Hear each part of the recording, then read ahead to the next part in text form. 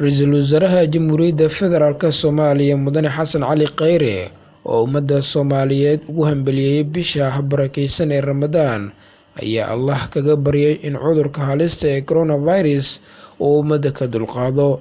Ra'iisul Wasaaraha ayaa ku baaqay in dadka Soomaaliyeed ay iscafiyaan loona gargaaro dadka danta yar ee caawimaadda u baahan. Mar uu Ra'iisul Wasaaraha la hadlayay baada saxaafadda waxaa hadaladiisa ka mid ahaa: Bismillahirrahmanirrahiim. Waxaan dadka muslimiinta ah meel walba ay joogaan, gaar ahaan shacabka Soomaaliyeed meel walba ay joogaan, uga hambalyeynayaa dhalashada bisha barakeysan ee Ramadaan. Waxaan leeyahay Ilaahay Ramadaankan ha nooga dhigo Ramadaan khayr qaba. Ilaahay ummadda Soomaaliyeed ha uga dhigo Ramadaankii ay ugu farxadda iyo horumarka badnaayeen. Ilaahay ducada sanadkan aan duceysanayna ha naga aqbalo.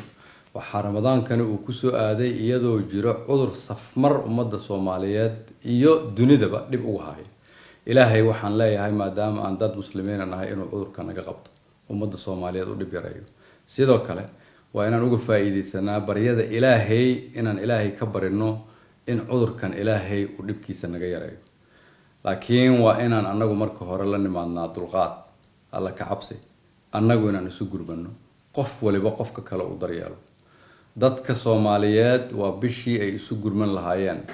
Ganacsato, dhalinyaro, hooyooyin, walaalo, madax, shacab, qof waliba waa inuu qofka kale cafiyaa, u dulqaataa, gacan u fudiyaa.